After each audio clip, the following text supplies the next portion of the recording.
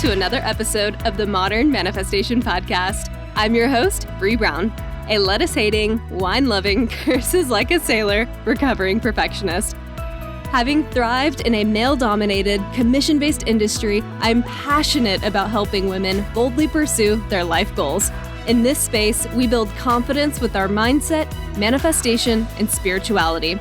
I believe that your life manifests as a result of who you are, not what you do, and that your personality creates your personal reality. Join this growing community to increase your net worth by increasing your self-worth. Now let's jump into today's topic.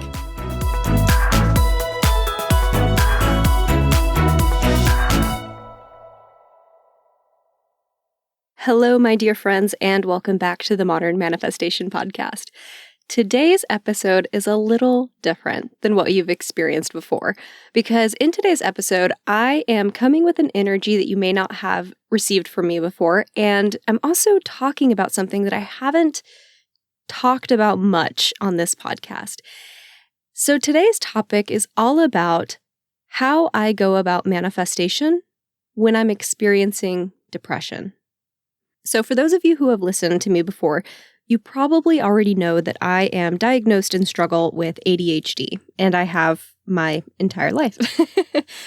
And so what that means is that I often struggle with producing dopamine and getting enough of that throughout the day. And so sometimes I don't want to say I, because my soul is not depressed. This body is experiencing depression. So sometimes this body has this experience of feeling depressed. And when that happens, it makes it difficult for me to have the motivation to show up to the podcast and bring you guys new episodes. And it also keeps me from showing up to the podcast because I feel like I'm not in the right energy, the right headspace when this body is experiencing this emotion. And so I hesitate to produce episodes when this body is feeling this way. And heads up, I never know when it's coming and going. So that might be why you may not see an episode from me for several weeks, and then all of a sudden I put out a few, and then you may not hear from me for another month or so. As much as I would love to be consistent, I struggle with this hormonal imbalance, and I don't always have the ability to show up to the mic in the way that I want to. At the same time, I've been reflecting a lot about what it means to show up to the mic and what it means to deliver the right kind of energy to you guys. And what I realized is that I have been making that decision for you. I have been saying, this energy is not good for them. This energy is not great for the podcast, so I'm going to wait until I'm in a better state. Instead of you deciding whether or not you want that energy, or you're giving consent to that kind of episode. And the whole reason this came up, and the whole reason I decided to hop on the mic, even though this body is still experiencing depression, is because I had a great session with my therapist earlier this week. And we were talking about this. And I told her how I have not been as consistent lately with the podcast because I have to wait for the right energy to strike. I have to wait until I feel motivated. I have to wait until there's enough dopamine in my body that I can show up to the mic in a way and in an energy that would resonate with you all. And when I'm not feeling that way, and when I'm experiencing these more negative emotions, I feel like a fraud. I don't feel like I'm embodying the messages and living and walking my own talk. Because if I'm not experiencing happiness and joy right now and feeling like everything is going the way I want it to, then how can I communicate to you that you can create that kind of life for yourself, right?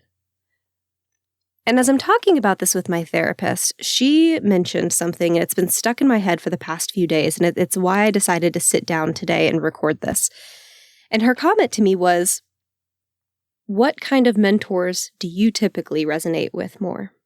Those that only show you themselves when they're in a good place, or those that also share themselves when they're not? And I think you all know the answer to that, or I wouldn't be here. And the answer for me was that, of course, I love the mentors where I've heard them speak about the shit they've gone through. I've heard them even when they're in the thick of it. I don't think anyone wants the perfectly glittered up version of someone all the time. Because honestly, it's not very relatable. That's not my life. As much as I would love to say that my life is always this beautiful, sparkly thing, that's not reality. And the truth is, that's not really what we're trying to manifest. We're trying to manifest lives that feel full, and they're filled with love. And those two things do not contradict having moments and experiences like depression. And I think we have to be careful, myself included. This has been a huge wake-up call for me this week. And we have to be clear about our expectations for manifestation. Because I think that a lot of people, again, myself included here, I am numero uno, exhibit A, when I talk about these issues. We get it in our head that as we manifest the life that we want, that life is going to be perfect. It will have excitement and happiness and joy, and we won't experience the negative emotions like overwhelm, depression, frustration, etc. But that's not reality. We can't manifest a life without those emotions because that's so embedded in the human experience. So I really wanted to talk about this topic today because with spiritual bypassing, so many influencers, my past self included, I'm guilty of saying this on past episodes, have claimed that being high vibe is the only way to manifest the life you want. But we cannot expect to be high vibe all the time. We can't expect to be positive all the time. And the law of polarity, the law of rhythm, they tell us this. Life is meant to ebb and flow, to have your ups and downs. Instead, it's more of the concept of, well, how do I separate the I, who I am, how I identify, from these emotions that I am experiencing? That way, even when this body is experiencing happiness and joy and peace, that's wonderful. But if it's experiencing grief, sadness, depression, that's also okay. Because that's not defining who I am at my core, my soul. That is only defining what my body is experiencing in this moment. And we're not trying to manifest lives that get rid of those negative emotions because they're just a part of who we are. They're a part of this experience that we're meant to have. So this is why I wanted to show up and talk about depression, anxiety, and manifestation, because it is such a taboo topic in the spiritual world. There are still people out there who will tell you that you need to handle your anxiety or handle your depression in order to be able to manifest the life that you want. Hell, I used to say that and believe that. And they'll say this instead of providing tools and tips that can actually help you get to where you want to be. Because people love to tell us that our depression is low vibe and taking away from the life that we want, as if we're actively choosing to feel this way. And nothing feels worse than when someone else tells you to just stop being depressed or stop being so anxious because you're manifesting more of that feeling. Great. Thank you for that. So I hope today helps strip away some of the stigma surrounding anxiety and depression, because we are greater than our circumstances. We can still manifest the lives that we want. And yes, your thoughts determine your emotions, and so do your hormones. And here is the one thing I wish I knew years ago. How you feel about your depression is more important and more meaningful than the depression itself.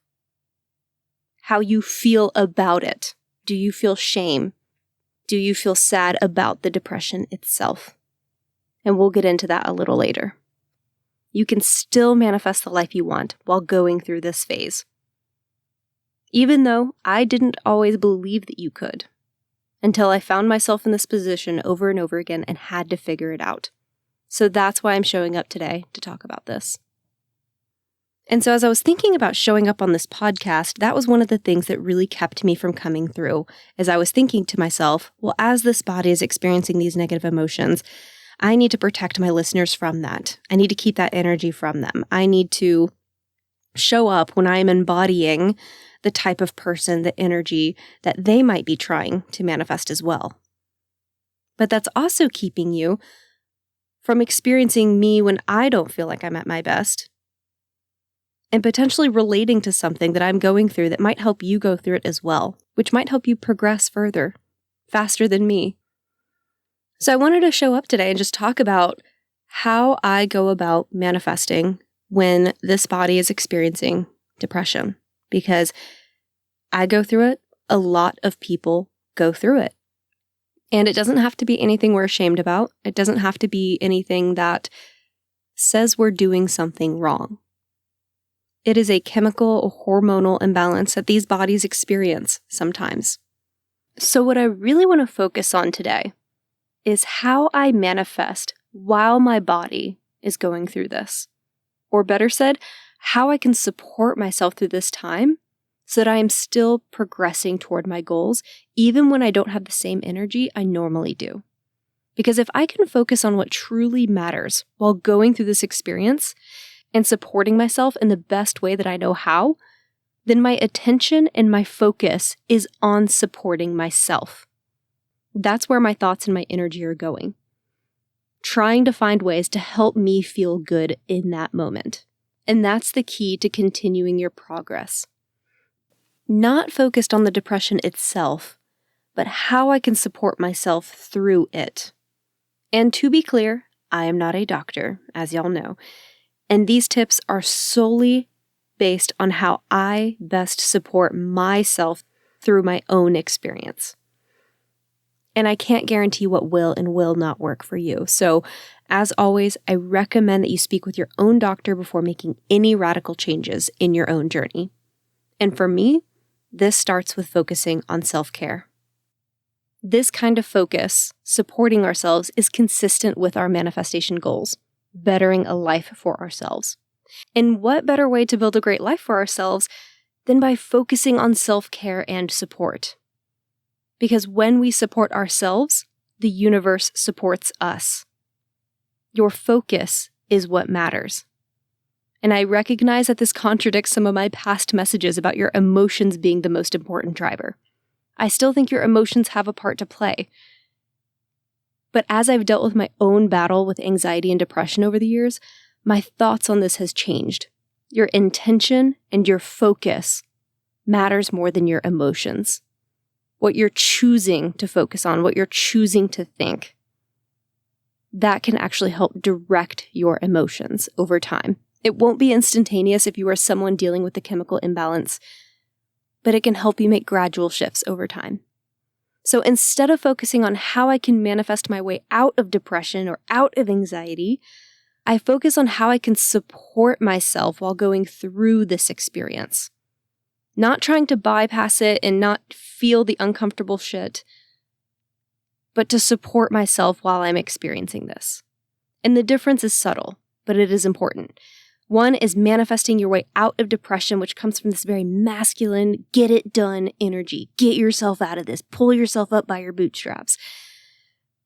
And the other is supporting yourself through depression and through anxiety, which comes from a more feminine energy of caretaking and supporting yourself and self-care. And I find that the feminine approach helps me get through the experience faster than the masculine approach. And I know this because I tried the masculine approach for years, and I ended up masking instead of fully supporting myself. And so I repeated the cycle more often than I do now.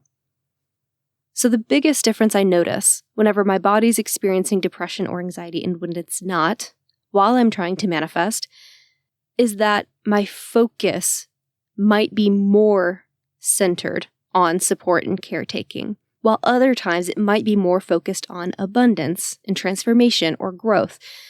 It's just a subtle difference in what the focus actually is. But otherwise, how you go about manifestation remains the same.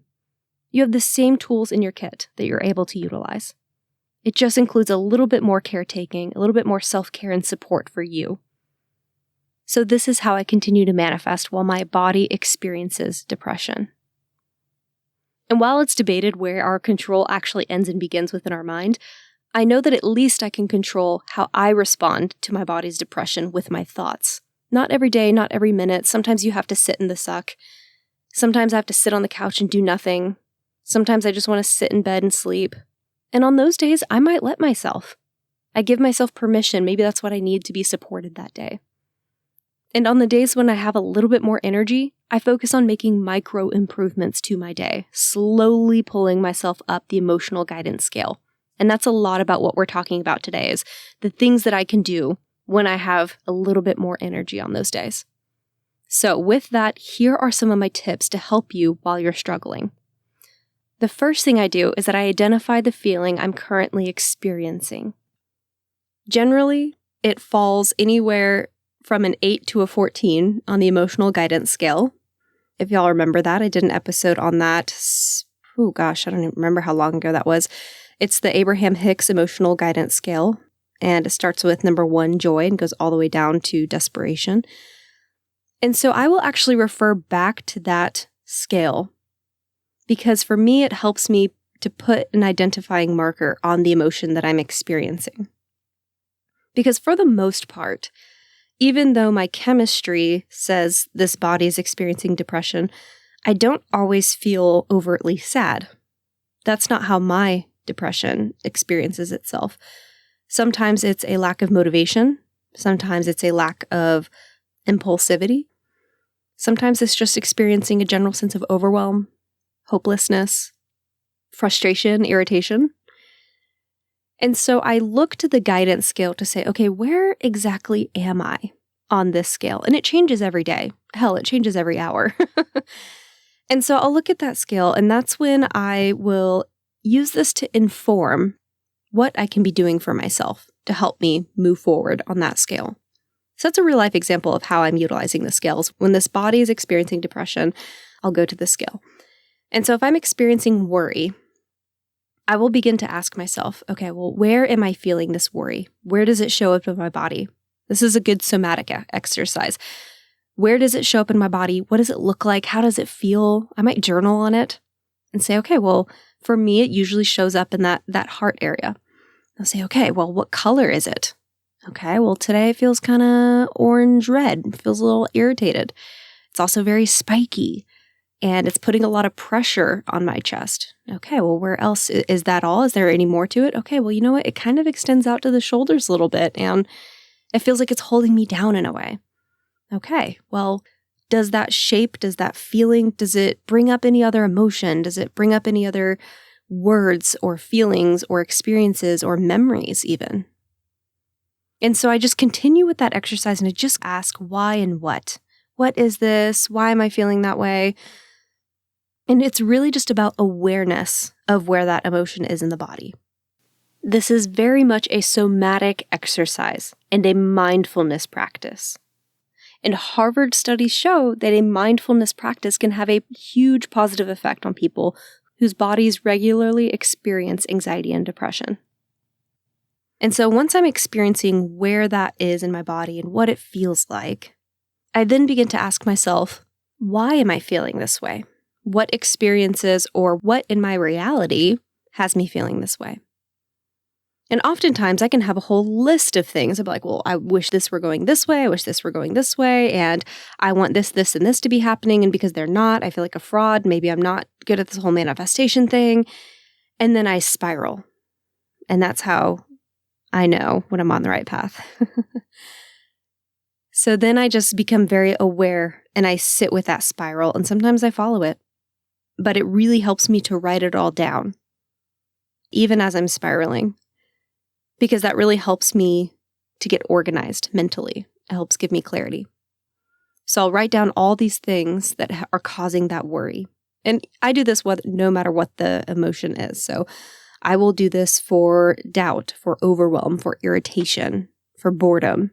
What are all the things that are causing those emotions and how do those feel within the body? And then once I have that list down, and again, it's very important for me that I write these down. Maybe you have more success saying them out loud. Awesome. For me, I need to write them down because there's something very therapeutic and there's something that changes in the energy when it goes from my head onto paper, onto physical paper in front of me that I can read. It's outside of myself. There is something that changes within me. You can call this woo-woo, call it spiritual, call it whatever. But there's a physical change that I can feel when I put these things on paper, and it's a sense of relief. Could be placebo effect, I don't know, but it works for me, and it works for so many that I've worked with. So I highly recommend you put these things on paper. And then I look over this list, and the questions I ask myself are, do I have to do any of these things? Do any of these things need to happen for me to experience happiness? What is the worst case scenario if each one of these items doesn't happen? I know that sounds a little doom and gloom, but for whatever reason, that really helps me.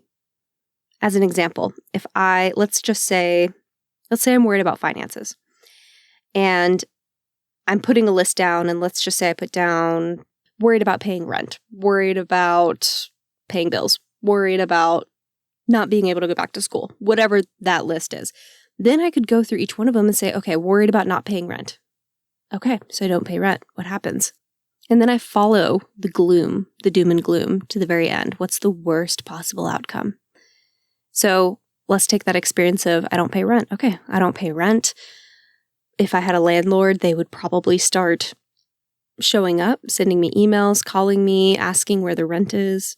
Eventually, I would be evicted or forced out, in which case my options could be to go move in with family in another city, could be to live out of the car, could be to move in with a friend. If I moved in with a friend, I could get back on my feet, maybe have an arrangement where I don't pay rent for a while and I could figure things out. Same with family. If I live out of my car, obviously that's a lot easier, but maybe not as feasible because I lose a lot more of my things. Be more difficult with a husband and a dog.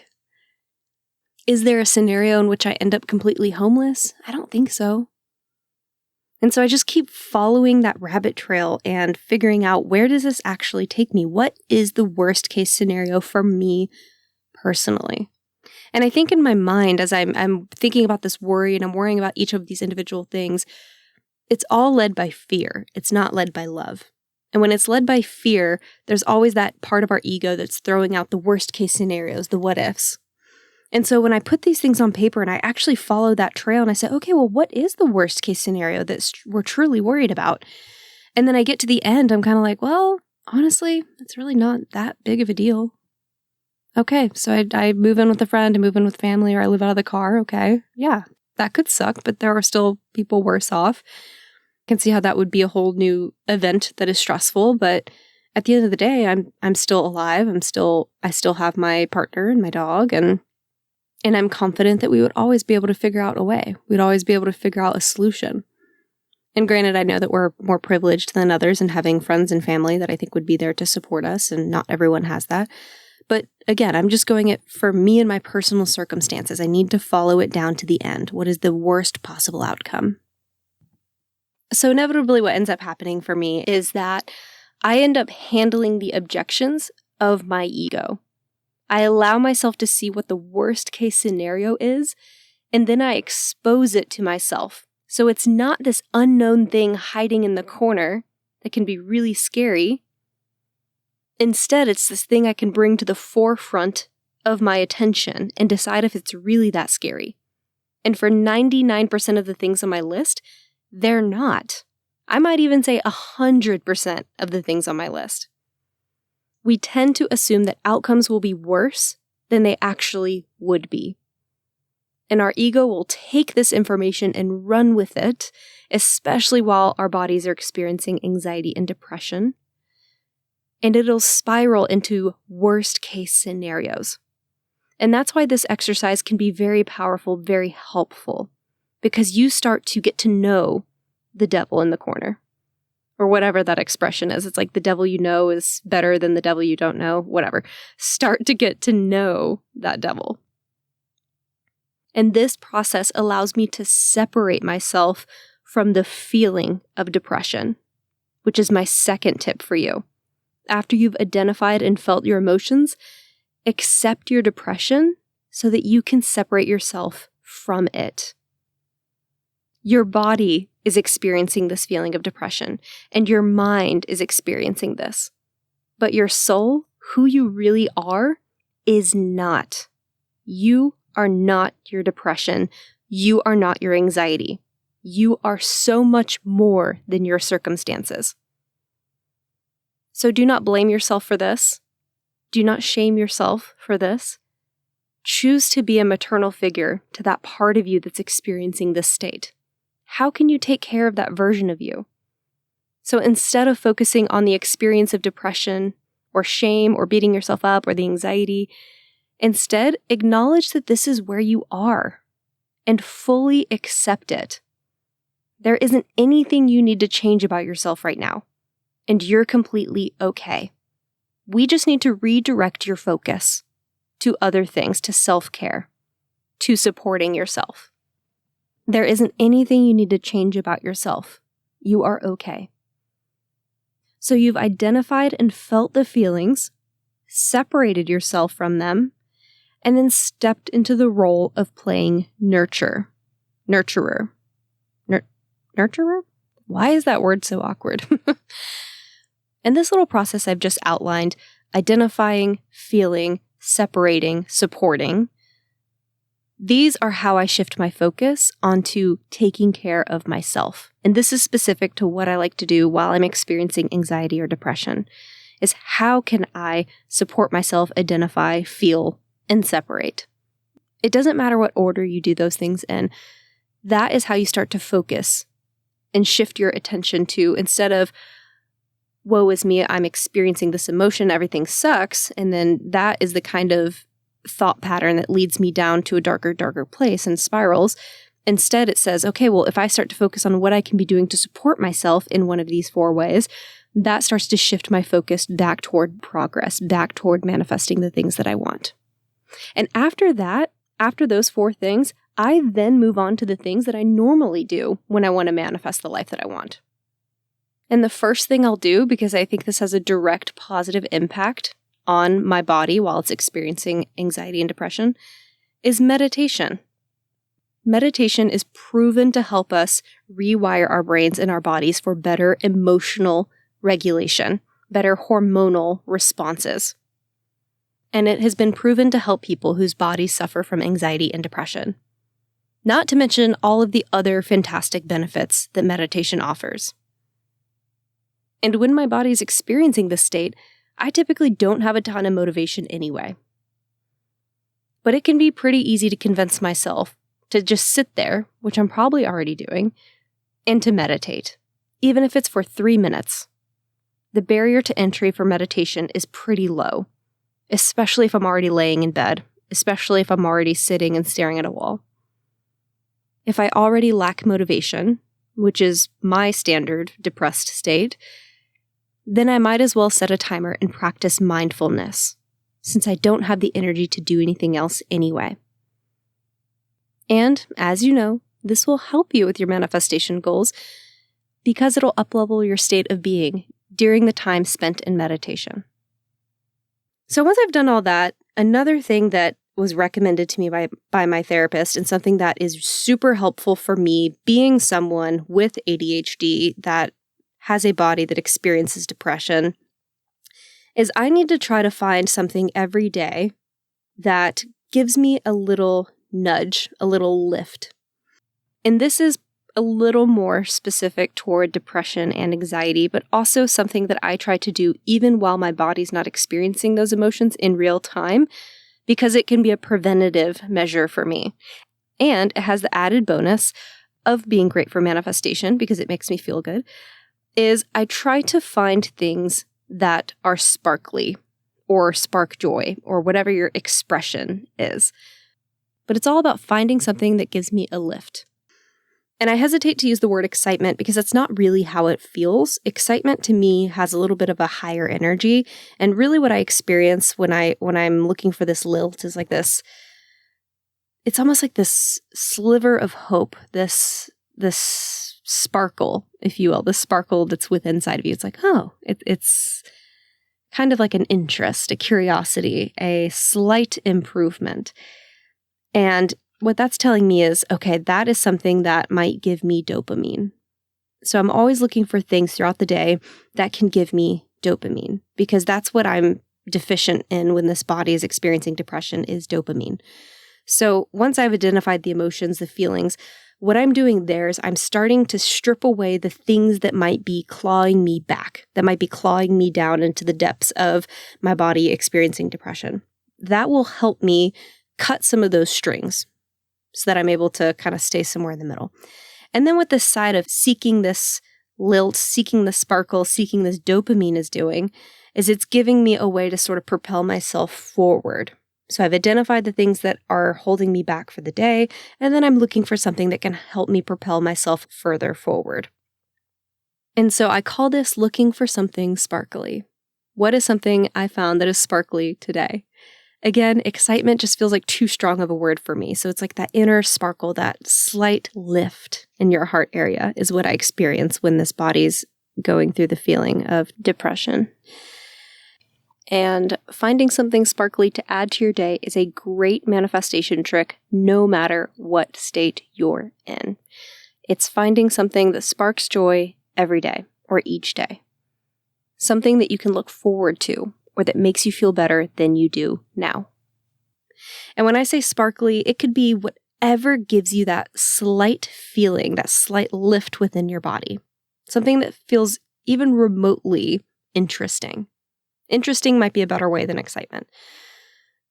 For me, crafts, DIY projects, those are the things that I usually find sparkly. So even the act of going on Amazon and looking for little DIY hobby kits to purchase, that can be sparkly for me. That can give me that little boost of interest that takes me out of boredom, out of lack of motivation, out of irritability, out of overwhelm, whatever that feeling is that causes my body to be in that state of feeling depression. And it doesn't matter what the thing is that makes you feel sparkly. It can be a hobby, exercise, a favorite food, going on a walk, going into nature, doing something nostalgic. Here's a fun fact about me. I have a strong feeling of nostalgia that happens every time I make popcorn in my Stir Crazy, which is this little air popper from the 70s that my grandparents always used. And I'll pour butter and seasonings on it. And if I really need that dopamine boost, I might even put peanut M&Ms mixed in with it. And that is something that can consistently give me a boost when I need it. And it's something that I don't put any shame on. It brings me back to my childhood and the movie nights I used to look forward to. And maybe you have a similar experience that you can recreate to help you get that dopamine. Maybe that's what your sparkly thing is today. This week, my sparkly thing is painting by numbers. And if the dopamine runs out and I'm bored of it, sure, I might put that project up halfway through and come back to it in 6 months. And I'm giving myself permission to do that. It's finding what makes me feel sparkly right now. And not putting any set of requirements on myself to finish that thing. I can come back to it later. I can put this in my little DIY closet that I have and pick up another project that brings sparkles throughout the day. Find your daily sparkle, and not only will you help yourself get a boost of dopamine throughout the day, but you will also help yourself feel good. That is also a byproduct of dopamine. Yes, it is needed to help bodies that experience depression and anxiety, but it's also helpful to feel good. And so when we boost our dopamine by doing something sparkly, we're benefiting our manifestation goals because we're putting us in a better state of being. We're lifting ourselves up the emotional guidance scale. I've also mentioned in the past many times dating yourself. For me, that can be a huge source of sparkliness because I can go do something that's interesting and that gives me a little bit of a lift. So whether that is something like trying ice skating or a glass blowing class, again, for me, I love experiences. That is usually the thing that makes me feel sparkly throughout the day. So just find something for you that might give you that feeling or that spark. Maybe it's playing a game that you haven't played since you were a kid. Maybe it's doing something your inner child would love to do. Maybe it's trying a new recipe. Maybe it's reading a fictional book instead of nonfiction. And it could be something like watching a movie and having a proper movie night. So not just watching a movie, but making a homemade bowl of popcorn, grabbing M&Ms to throw in there. Maybe you get some OG root beer out of some glass bottles from the grocery store and you just make this like a whole thing. Maybe you even make a palette on the floor. These are actual things that I have done when I'm seeking dopamine. And for me, it helps. It's just the idea of doing something a little differently, a little more interesting. It's finding a way to bring something sparkly to my day, to give me some more dopamine throughout the day. The next thing to include in your daily practice while your body is experiencing a period of anxiety or depression is to practice positive affirmations. And I know this can be really hard when you're in the thick of depression and anxiety because you're not feeling happy. You're feeling down. You want to focus on those things. But you can start off small. They don't have to be extreme. It can be things like, I am safe and I am okay. And that is plenty to start off with when you practice your affirmations. It's the repetition of telling yourself all of the good things, no matter how simple they need to be in the beginning. Reminding yourself of the things that are going right when your brain wants to focus on what is going wrong. It's redirecting your thoughts. And I think this is one of the most helpful things we can do for ourselves when our body experiences states of depression or anxiety. Because when I start to spiral, I notice that my thoughts are thinking things like, I'm a failure, I'm a fraud, I don't deserve this, I'm unloved. And positive affirmations are a great way to counteract these thoughts and to begin to feel better. So even when they're hard at first, positive affirmations can be a sparkle within my day. So practice positive affirmations even if you feel silly at first, and you will. I did. I do. And it really helps to say them out loud. When I'm overwhelmed, sometimes I just tap myself on the chest and say, I'm okay. I am safe. It is perfectly fine if none of these things happen today. And I might repeat that to myself many times. Then I breathe and I continue with what I'm doing. It can be something that you do throughout your day. It can be something you set aside time for, but just make sure you visit this exercise. The last tip that I have for you is to visualize. You may have seen this one coming. Yes, visualize. Imagine what your life is like when you're living your best life, or whatever that mantra is for you. Our creativity is where we derive our power. So get creative with the visualization exercise and allow yourself to get crazy with it. What is your life like when you're not experiencing this state? How is that version of you different? What are some things that are happening for you? Some people really struggle with visualizing internally or mentally. And if that's the case, you can practice saying it out loud. There have been many times when I'm struggling to visualize, and so I might talk out loud and say, that version of me is very happy. She has consistent 7-figure income. She is feeling joyous about the day to come. She just booked a trip to Europe for 2 months to escape the heat in Texas. She just, whatever. I'll talk out loud to myself and describe that life. That can be a way to use visualization. If imagining within your head doesn't work for you, you could also use journaling. So either mentally focus on it, say it out loud, or journal, write it down. Any one of those things are still a visualization exercise. Just find one that works well for you. And really get into the details of what that best life looks like. And again, this is one of those practices that you'd be doing for manifestation anyway. And when my body is experiencing depression, my sole job, the most important thing I can do, is to find ways to support this body, to support how I'm feeling, and to look for little ways I can help myself throughout the day. And that starts with doing the things I mentioned previously. Identify, feel, accept, separate yourself from the experience, meditate, find something sparkly, positive affirmations, and visualization. This is how I continue to keep myself on track to manifest while my body experiences these states of anxiety or depression. Depression is temporary. We are greater than our circumstances. And the universe always has your back.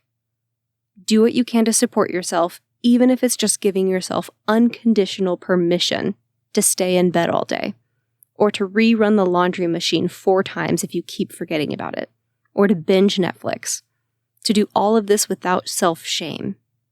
Whatever you need to do to support yourself during this time, Do that. This loving support is how you will keep manifesting the things you want during this time, during this state. The focus is taking care of you. I really hope this episode helped you in some way, and if it did, please let me know. Have a fantastic rest of your week, and I will catch y'all in the next episode. Until then, go out there and manifest some miracles. I hope y'all enjoyed today's episode. If you want to check out the show notes, head over to www.themodernmanifestation.com/blog. If you're loving this podcast, please drop me a review, share this episode with a loved one, and follow me on Instagram @modernmanifestation. I love y'all so much, and thanks for listening.